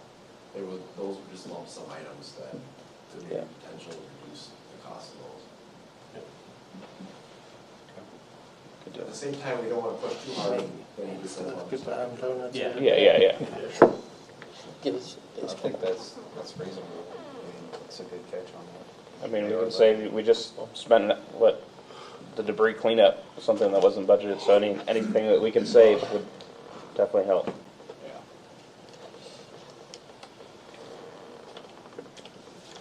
All right, so do we need to take an action here? Yes. yes. I'd like to make a motion to award the construction contract for the 2021 Stormwater Management Master Plan Drainage Improvements Phase 1 and 2 to Matula and Matula Construction. Okay, we have a motion made by Councilmember Brown. Do we have a second? Second. We have a second made by Councilmember Escalante. I have a question real quick, is, we have to grant it and then we do the change orders? Like, I can't make that subject to, right? It's just, we grant it to them and then Yes. hopefully we can work it out. Yeah. Okay. We'll get it worked He's been very receptive to, Yeah. all right. out. And we don't have a choice but to work it out. We have a finite amount of money. Yeah, okay. All right, thank you. Okay. All right, Councilmember Strawn, how do you vote, ma'am? Aye. Councilmember Yarborough, how do you vote, sir? Aye. Councilmember Escalante, how do you vote, sir? Aye. Councilmember Brown, how do you vote, sir? Yes. Let the record reflect that the motion carries by all council members in attendance. Okay, discuss and consider allowing Strand Associates to proceed with preliminary engineering and provide staff with opinions whether or not to proceed with the draft of an engineering task order. Okay, so It's a lot of proceedings. this You is again? something coming back to council. We talked to Strand about preliminary engineering, which we mentioned to council before regarding the elevated storage capacity of Richwood and what we will need, where we will need, how will we need. There's a lot of questions that are unanswered that we can't truly answer now because the geographic has changed so much within the boundaries of the city of Richwood that we're not so sure that our current setup of our water system is most beneficial. We need to get some input from an engineer regarding some of these issues to try to figure out, one, how we're going to proceed forward, two, the costs that we're going to be looking at if we're talking about land acquisitions, and also having to modify existing infrastructure to match needs of pressure producing infrastructure. And I wanted to run through a couple of slides, if you have them available, Kristen, to just kind of show you why we have some of these questions.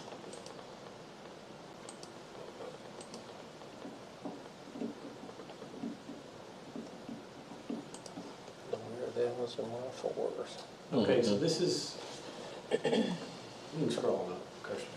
Up, I'm sorry. down. Yeah, yes, ma'am, right there, with the blue in there, on most of it. This area kind of highlighted is where we see current pressures that we see at the water towers. So as we've talked about before, we get outside a certain point too far north, those pressures begin to drop. Where we currently have our towers, you can go to the next one first. These locations here, the best way to produce pressure is to kind of have a triangulation between your elevated storage and your pump capacity. This is kind of what it looks like right now, with our two elevated towers at the top and ground storage and high service pumps at the bottom, and that's why we feel pretty decent pressure within everything from FM 2004 south. Go ahead, Kirsten. So and this is, I think we'll kind of explain why. This green X is representative of our 250,000 gallon tank, and the red of our 75,000 gallon tank. And as you see, that pressure producing infrastructure is a heck of a long way from the furthest reaches of our system. So we're concerned that the location of the 75,000 gallon illustrated by the red X is not going to be beneficial to us in the future.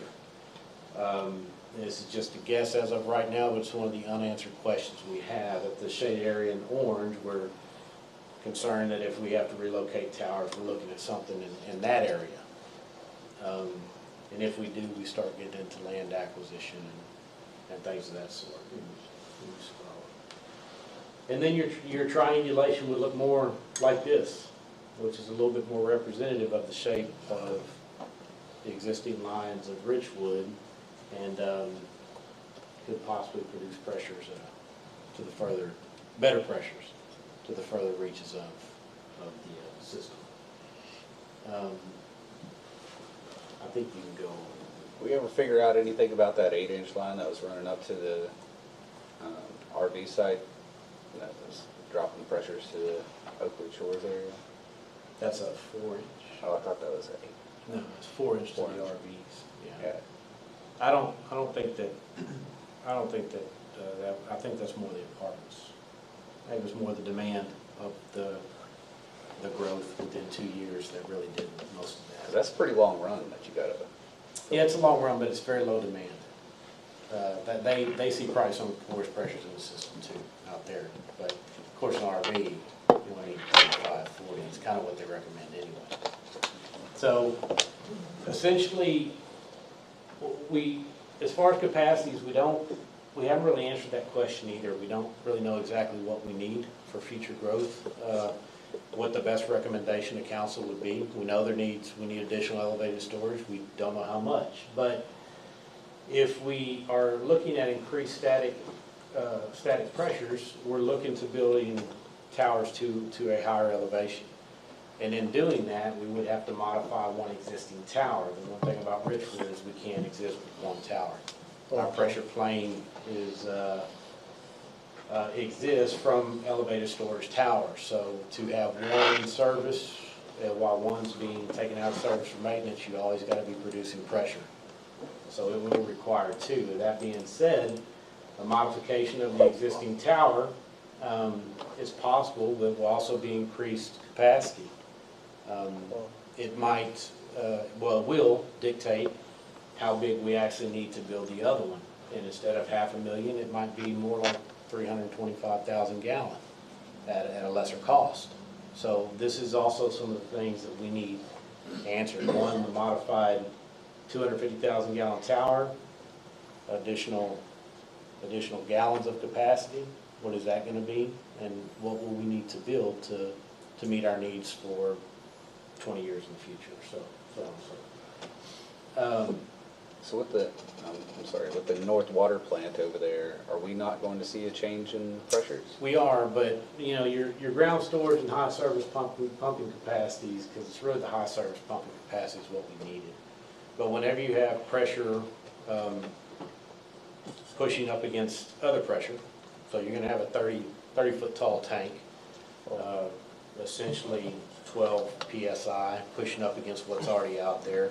It should raise and stabilize pressures to a small degree, but it's not pressure producing infrastructure. It's high service pumping just to transport water to the elevated tower so it can be. So with the North Water Plant in place, and you're projecting 100% build out at Oakwood Shores, we're essentially banking on net gain zero. So to position ourselves for what and I presume Cliff would probably believe is our number one long-term goal, period, for all of Richwood. You know, the money spent now figuring this out, presuming net gain zero with the North Water Plant, at 100% build out. Like Cliff said, right now, yeah, you're going to see a squeezing effect, and it's great and it's awesome, highly needed. We need to open that window and peer out and see where we need to be now, because this holds us back from any potential growth. It is our number one item. Whether we grow or whether we stay the same. You know, you've got redundancy, you've got any kind of build out coming now. Right now, we're doing the onesie twosies. It would be nice for somebody to come in and say, "Hey, I want this 200-acre tract of land. Can we build on it?" Hey, we can provide water to that, quality water without much.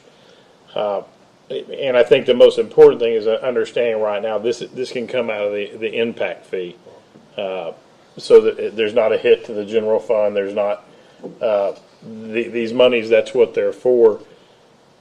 Part of the frustration that we have as a city staff is being able to answer specific questions about water delivery, and this will get us that very, very good overview before we go kind of wandering off where we don't need to go. Well, and also with the uptick that I believe I'm seeing in development in Oakwood Shores, you know, the time that we thought we were afforded, you know, might not be so accurate. You know, and planning and construction, you know, take years, not months. You know, it could be 2 years to fully engineer and execute construction on a project like this. So to be ahead of that curve as much as possible would be all that much more beneficial. Well, that new tower, that's right there by those new apartments there on that property. Possibly. Brazos, yeah. That's what we need answered. And that would be a good location. Well, there's unanswered questions, not just the location. Oh, I understand that. But also the pumping capacity in the south side of town. You know, we only have an 8-inch line running. We don't know what friction loss looks like. Right. Extending that distance of pressure producing infrastructure another 3/4 mile north. Well, It might look pretty bad where you need a larger line. They don't have calculation for that? Well, they Sure they do. They will. They They'll will. figure it out for me. But another thing too is we need that. If we ever, our ground storage tank I'll look for a coupon. down on the south end is pretty old. If we have a failure there, we definitely need to think about something that's going to help keep that line pressured as well, a location for the tower and the size of tower to help us, because then if we lose that particular line or that particular tank, which a lot of times sounds like, nah, it's never going to happen. I've seen it happen a lot of times in chemical plants. Well, we're currently not able to take it out of service right now because the third-story apartments don't have water if we did. Yeah. So it has that much impact. So we need to. Right? They don't have enough pressure to fill the third floor. Right, but you can run your sink and get a shower without that tank down there. Yeah, we need to. That's what I'm saying is we need to figure that part of it in and do some contingency with a big enough tank. You know, a large enough tank to help push that, because I don't know if a 500,000 or 750,000 or $1.5 million would help us, but the bigger the better, and if it's gonna help us keep the water pressure where we need to keep it. Yeah. Well, What we can afford, of those course. are things we can have answered, and also this if we can proceed with this, you know, we can start getting those answers for. There might be additional needs that might be not so expensive, that might be able to be in the budget. We will have answers for this by the time we start assembling FY23. It will clear up a lot of what ifs right now, Uh-huh. and right now we have a lot of what ifs. We currently have $42,650 within the impact fee line item, and this is what this is designed for. This is new construction. It's what it pays for, so we can fund it right away if you guys wish to do so. And right now, it doesn't require action. I was just asking for direction. Do you want Strand to go ahead and proceed with a draft task order and bring back for approval? Let you guys see and bring back for approval, and we can get this started, or would you rather wait till a later date and fund it at a later time? I'm always of the opinion the more data you have, the better it is, right? And Right. so I'd much rather us answer the questions so that we can start planning for the future. And that's the. Do we have a time approach? I don't want to see us like we did last time where we're scrambling, so. Me either. Yeah. we have a timeline of how long it would take to just get this data back, perform this study? Is I think it 6 months, a year? I don't even think it would be 6 months. I I'm don't gonna have put it one on their supercomputer and be done in like 6 minutes, man. for- Make y'all mad. There's 30 grand right there, right? Yeah. Let's They're be so used to all proactive our instead of stuff. reactive. But I would think a few months Okay. to get the data, compile everything. I would think we would get you an answer probably somewhere around March, April. It said March 1st is what it said? March, April. I think it was that. March-ish? All right, March 1st. March-ish? March-ish? Rory, do you have anything? Yeah, no, I think it's great, and all for it. I just had kind of a concern if we build more storage capacity, and we're doing incremental growth. We're not doing 200 homes out in Oakwood Shores in 1 year. Having all this water, the chlorination, and keeping up with the disinfectant of that amount of water that's stored. If it's sitting, now we have stagnant water. We start running into these issus. So. Correct. You know as well as anybody, it has to be cycled. The Correct. demand has to be there, and that's going to be part of it as well. And I think there are implements that the city of Richwood is missing out on, such as stirs, turbines in the tank that keep that water moving, and it doesn't go stagnant as quick. We'll look into all that. Yeah, I just wanted to make sure that was part of the scope as well, because if this does come to fruition, we'll have a huge storage capacity, and we're not there yet moving it. Then we start having Dumping it on. bad stuff happen to the And water. just to let you know, we have experienced that with the 250,000 gallon tower. Before the apartments and some of the other, we did not have the demand to move that water. Okay. Just in Autumn Homeless too. So we saw the adverse effects of it already. We don't want to do it again. Yeah, that was my only concern. As long as that's in the scope, and that you're saying stirs, whatever, Yeah. in there to make it the disinfectant product work. So, cool. All right. Thank you.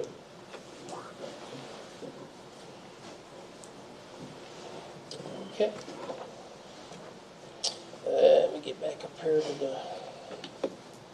to the agenda. I'll just do this right here. Thanks, Cliff. Thank you. Thank y'all both. Okay. Discuss and consider authorizing the city manager to execute a contractual agreement with the city of Clute for EMS services.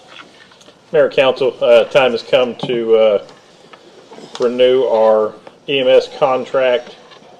What they're proposing is a new 2-year agreement with 3 optional 1-year extensions with a 90-day opt-out. There's also a built-in annual compensation check with up to and not to exceed a 5% CPI increase if the cost of service delivery warrants. The new agreement will supersede a 2018 agreement. The original price on that was $93,000. The new interlocal agreement price is $153,244. In the chart I provided with you, you can see the cost average over the last 3 years. We've underpaid each of these 3 years. And I think by the data that they provide, we're actually just paying for cost of service delivery. Staff recommends continuing the EMS service with the city of Clute. We've had no issues with the fire department with us, anybody. They've been great, especially throughout the COVID pandemic. We've had no issues with them whatsoever. I believe the $153,244, in light of the actual calls for service, like I said, we're at $148.71 already, and I believe the $153,244 is reasonable with the up to a 5% CPI increase. Okay, thank you. Any questions or discussion? Did we even solicit other pricing? We had one bid last time. That's what I was going to say. Yeah, I remember Last time we put this out for bid, Clute was the only bid Right, we I remember received, that. so we have not reached. I would venture a guess what we're running into, looking at the police dispatch issue. It would be more than that. I guess that was my only thought is, we are looking at the police dispatch services and the cost. I mean, if there's a bulk discount or a all-in-one type, if that would ever. I don't believe the police department's going to be moving. Not with Clue, they're on a. No, right. I mean, but even like Jackson EMS, Yes.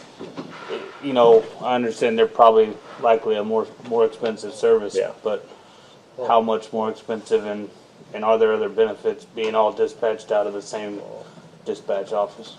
Mark? I would say after 20 years of dealing with the Clue EMS, we're getting far the best service we've ever seen. Yes. I mean, they're right up there with, they've always been kind of matched with Angleton and, who's better, but their professionalism, their response time, their ability once they get on scene is, I think it's a bargain what you get compared to what you have. Yeah, one thing about it too, in the beginning back years ago when the contract went over to them and we shut the EMS down here, we were concerned about the transfers that they were doing. Well, they're out of the transfer business and Lake Jackson's in the transfer business. So we always know that there's going to be plenty of ambulances, plus there's interlocal contract or interlocal agreements between all the EMS services. So if they're down, which is few, I listen to it pretty regularly. If they're down, we're going to have backup, and it's not going to be a problem. Yeah.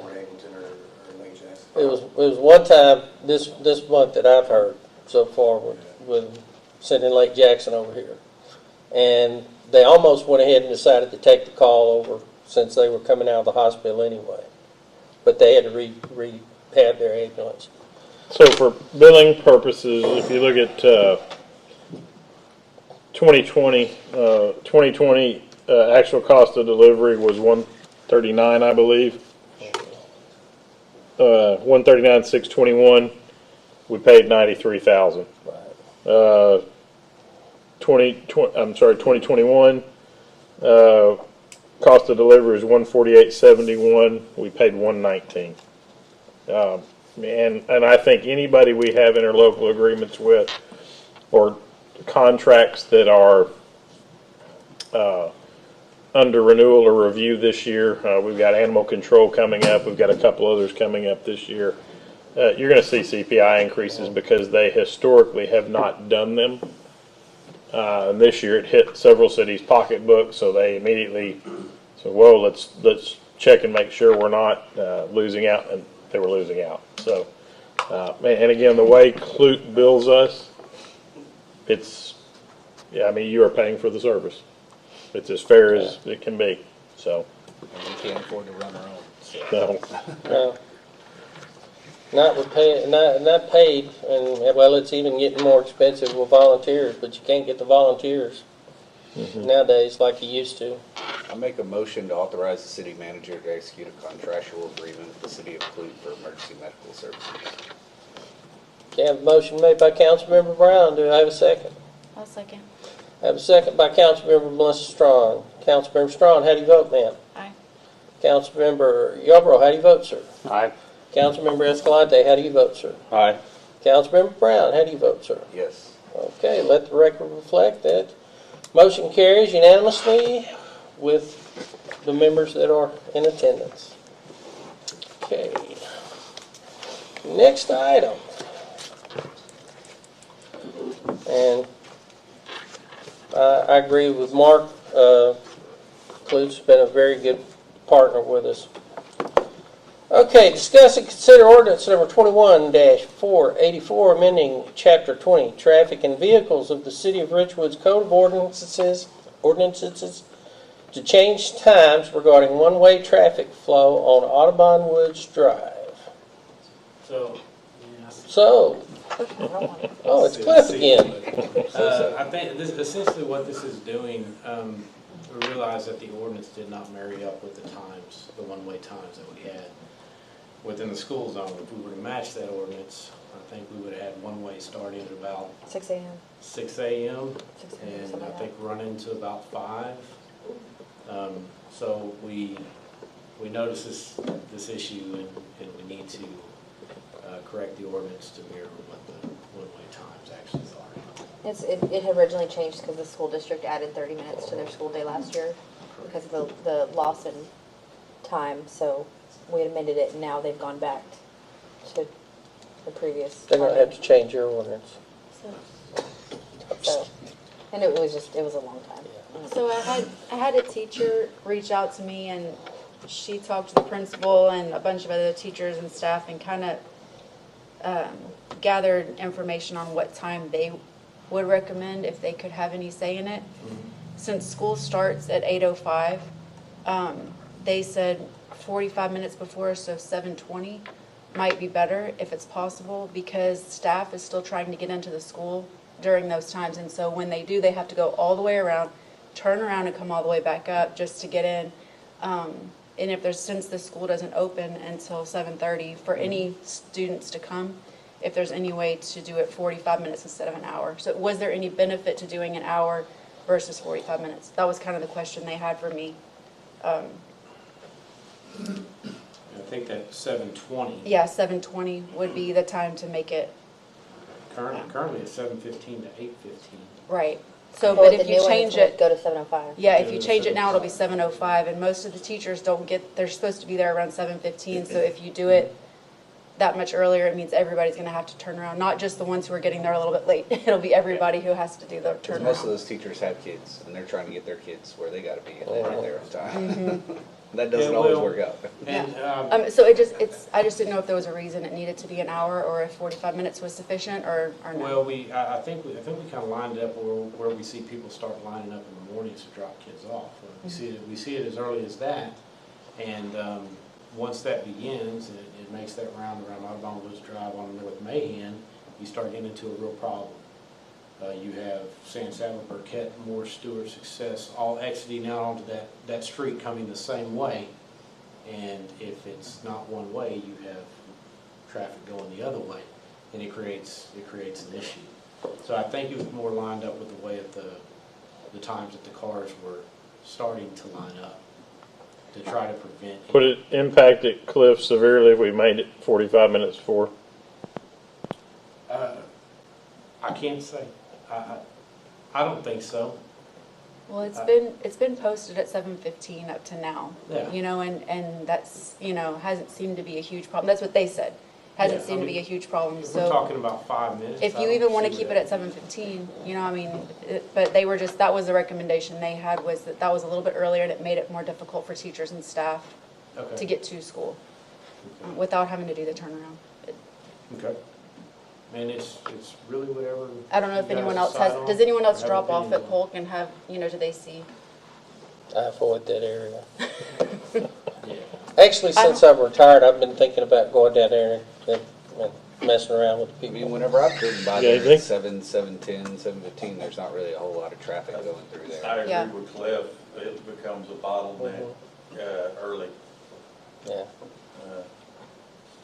When, in the Because morning? people are trying to get there early, they're trying to be able to drop their kids off as quick as they can and get out of there, and it backs up quick. And we can line the ordinance up to mirror a There is some parking improvements coming. We're trying to get that from the school, exactly what is going to be done as far as the turnaround in front of the school. We still don't have a full brief from them on that yet. There's a lot of things coming down the pipe that supposedly going to help at the school, but we, not just here, but we hear that from school districts a lot, so. We saw it actually approved. It was my mistake. I thought it was not. And we saw the S drive or a supplemental The bond. drive actually approved for Polk Elementary in this current bond. Yeah. So it's coming. We just don't know when it's coming. Can we just manage the staff and like give them a little placard that they could put on there? Well, that was one of the things she recommended, but I think that would make it more The difficult. police officers that are enforcing the one-way. Yeah. They are for right now, while the sign's down, but Yeah. once the sign's back up, there's not gonna be an We're officer. having sign problems. Okay. They generally are not there, are not supposed to be there all the time, and cannot be there all the time. That's what Right. the one-way blinking light was for. Mhm. But as of right now, we're having problems trying to figure out if we're gonna have to replace a whole unit or not, and that's why. Well, in ordinance is law, you can't really just say it Right has there, to they be might law. not. Right.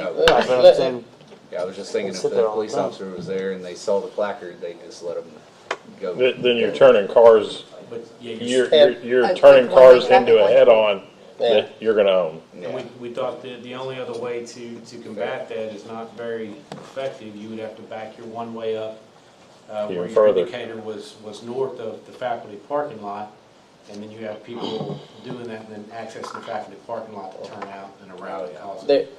There is a possible way to do that and not have to have a police officer on scene, but it would cost the city some money.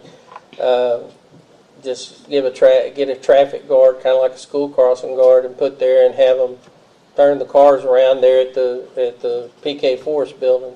But my question is, have we sit down with the school officials, police department, the school officials, and kind of had a round table about this and got the information from them and seen, kind of like what Melissa was saying, and then y'all explained y'all's side and they explained theirs, That's and how maybe we ended up with these times here. Okay, Was a okay. discussion with the school. I understand it's happening. I'm a little bit confused because it hadn't been a problem up until a month ago. Yeah. But Well, I never heard a word. I think it was, because it was posted as 7:15 this whole time, so they were happy with the 7:15, they had no problem with that, but And once they're it changed. looking at the ordinance. Right, and So then once enforcing the officers ordinance. started stopping the I teachers, understand. then they were like, wait, that's too early, because if we have to be here by 7:15, then they turn around and get stuck in the traffic behind other people, and they can't get into the, And they're not wrong. So, They're- right. enforce the ordinance. so they just would like the ordinance to stay possibly at 7:15, just because no child is allowed in the school till 7:35 anyway. So even if they were in the line to try to drop off, not many people are waiting to drop off 20 minutes early. But the teachers have to be there Yeah. and be able to access the staff parking. So, anyways, they were just asking if it can stay at the 7:15 or maybe even 7:20 if you just were trying to put a time on it, like it's 45 minutes before it would, 50 minutes before with that. But they just felt like 7:05 was a bit early because that means that they have to get there that much earlier. And it's hard to drop off and do all the crazy stuff in the morning. But yeah, that's what, they had reached out to me, so the principal and a few of the staff and the teachers just, Yeah, if that's We're asking if there was any council possible- We can do that. yeah. We can do that as well. Even keeping it at 7:15 was the request, or, Just amend the I guess I ordinance missed to that match. part of it. yeah, if that's possible. It would just make it easier on them. And we definitely want to keep our teachers happy because, I don't know if that affects anything now, it just would keep it the same. Well, It would not, no, we need to change the ordinance. yeah, we'll need to Okay. change the ordinance. The ordinance and the sign don't match. So either way, we need to do the math and get the language in the ordinance to match his sign. So what would that be, I'll 15 just minutes? post 5-0? post the times in the ordinance. Don't Because do, the school district changes their times, and then there's early dismissal. well, then our there's- sign's still off though, then we still Well, have the he's same. gonna have to change signs, yeah, if they change their times again. That's been But yeah, we're not changing the ordinance every time. yeah. So this way, we don't have to amend the ordinance every time, like, which we saw, because before, it had a time. Yeah. Yeah, let's pray for this S-Drive. So the hour was done because it's cleaner to say an hour before than 50 minutes before, so however y'all want to approve it, we can Yeah. amend it and change it and. Well, I wanted to say 45 minutes and 30 seconds. We'll do that. That could be fun. 30.253. If I get that light working, I'll fix you up. Yeah. Okay, any further discussion? Thank you, Cliff. Let's just meet in the middle, 50 minutes. Do I have a motion? So we can make the motion, should you choose, to approve ordinance 21-484, and then however you'd like to amend the language of the change, and then I will change it before we get it signed. Okay. However you like. Okay, I make a motion to approve an ordinance number 21-484, amending Chapter 20, Traffic and Vehicle of the City of Richwood's Code of Ordinances to change the times regarding the one-way traffic flow on Audubon Woods And I'd like to amend it to 50 minutes prior to the school day, and you keep the 30 minutes after the release. Got it. Okay. We have a motion made by Councilmember Strong. Do we have a second? Second. Okay. That was you, Roy, or Mark? Okay. We have a second by Councilmember Brown. Councilmember Strong, how do you vote, ma'am? Aye. Councilmember Yarborough, how do you vote, sir? Aye. Councilmember Escalante, how do you vote, sir? Aye. And Councilmember Brown, how do you vote? Yes. Okay. Let the record reflect that the motion does carry by unanimous vote by all members present, all the members present. Okie dokie, moving right along. We're at capital improvement projects update. You again.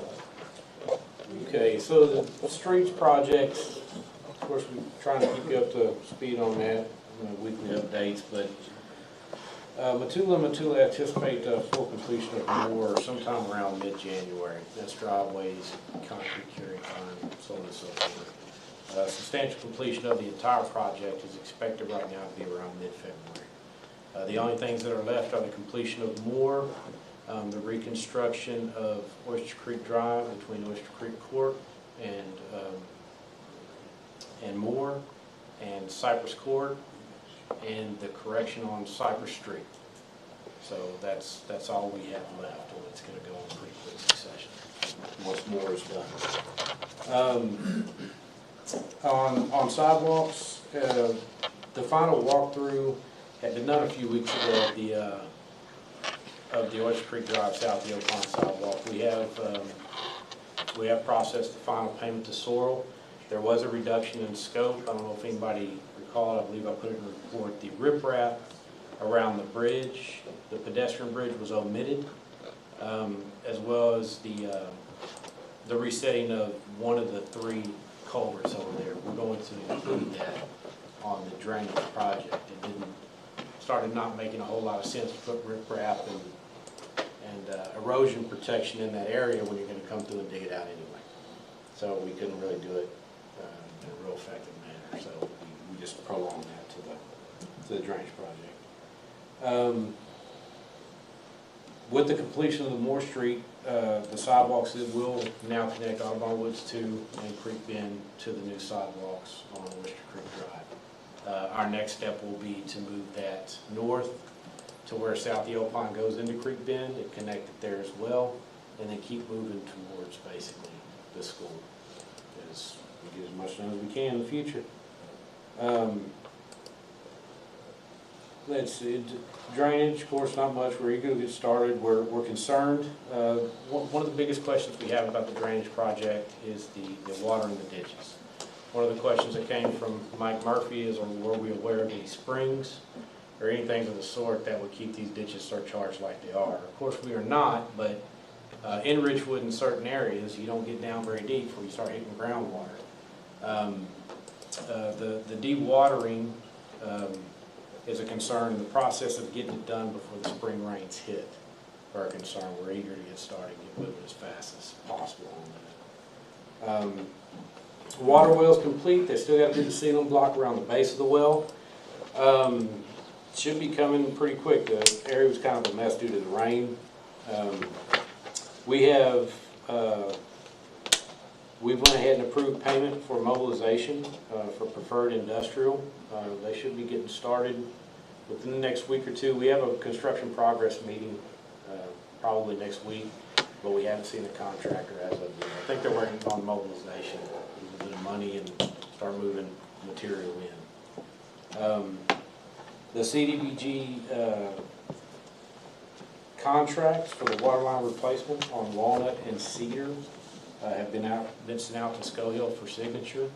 They received everything back. There was an RFI. There was some not enough information on their insurance they had to send back. And then this happens on every contract.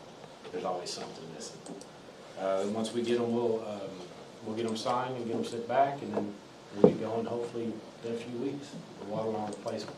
We have till December 2022 on the CDBG project. We got plenty of time. On the wastewater The DR project, the sewer line pipe burst, is moving well. Cypress Court should be done this week. They're done and clear the way for the streets. They're already doing camera work on Briar Creek and Quail Run, and hopefully they'll have that camera by the end of this week and be ready to proceed with construction by beginning of next week. And that's kind of where we sit. Thank you for everything. You're sure are moving things along now. You said you're moving things along now. Sorry. Oh, thank you. I was gonna say it seems like every time I talk to you, you've got all kinds of good improvements coming. Thanks a lot. Yes, ma'am. Thank you. Okay. City manager's repertoire, reporte. Just a quick recap, pretty much what I gave you guys Friday. Had a kickoff meeting for ARPA funds, getting our projects up and running on that. We're hopeful that moves along at a quick and rapid pace. The AT&T wire situation that we were overbilled on, that we spoke about a month ago, we finally believe we're reaching resolution on that. We'll know more later, but we finally got a hold of somebody with AT&T, thank goodness. Kim is here in the back. Kim notified me that they have donated over 285 pounds. About 285 pounds worth of food this year. So kudos to them. Last year was 107. So KRB's done a fantastic job. Sad to notify everybody that Brittany Figueroa is moving out of state and won't be able to won't be with us much longer. So it's been a huge asset to the city. We're glad to have her. Trish just got back from the GFOA Accounting Academy. Please be nice when you talk to her this week. It was not much fun. It is not a conference like most of us are used to going to. She actually worked very hard, so we're proud of that. A glass of tea to stay awake. Glass of tea to stay awake. Lastly, we did receive our final invoice from True North on the debris cleanup. Rory mentioned that earlier. We were budgeted for $312,500. Looks like the project's going to come in at $258,401.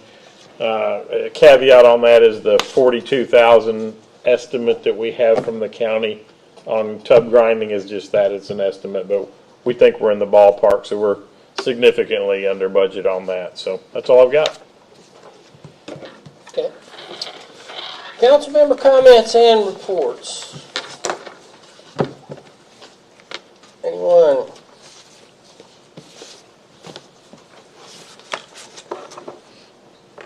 I'd like to, I guess, just recognize a few people. First of all, thank you, Officer Strong, for your dedicated service, and awesome that we were able to recognize you in this way.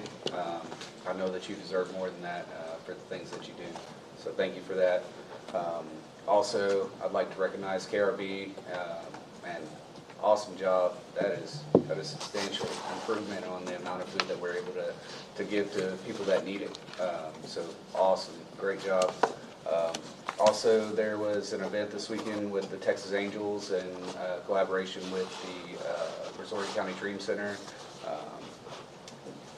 Their entry fee was gifts for children, and they raised, I think, $30,000 in gifts for children in the area. So I just wanted to give them a shout out for that, because that's an awesome job and great job doing that for the kids. And that's all I got. Anybody else? Okay. Mayor's report. Very little other than thanks to KRB. Y'all are awesome. And same here, Trooper Strong. Josh, appreciate all you do. And the fact that you get up and go out there and put up with some of the folks you have to put up with sometimes. And it's a tough job. Same thing with our officers and our fire department. You go out there and you have to see things that not a lot of folks really want to see in their life, and have to deal with situations that sometimes aren't the best. Definitely. About the only other thing I'd like to do is for everybody to ask everyone to keep all the folks in the tornado-torn Kentucky and all of those areas that, that 210 mile or 200 something mile tornado that went through and tore up most of the central USA. Please keep them in your thoughts and your prayers. Unfortunately, it looks like some of the weather models are showing that they may get it again around the 16th, another round of it. Hopefully, the weather models are wrong. They tend to be that way sometimes, but please keep them in your thoughts and your prayers. And if you run across any groups that are heading that way, I know a bunch of them that are up there. I know 5 or 6 that I'm kind of watching the weather for, that would be proud if you could send something that way to give them a hand. So I'll be putting it out on my Facebook. Anybody that's up in that area, Crowdsource or United Cajun Navy, all of those folks, if you can, give them a hand. Operation Barbecue, they're up there providing meals for a lot of folks. Mercy Chefs. So there's a lot of good organizations right now that are providing food and shelter for those folks. And I'd appreciate if anybody has anything that they could spare, even if it's just a prayer, please pass it on. Okay, future agenda items.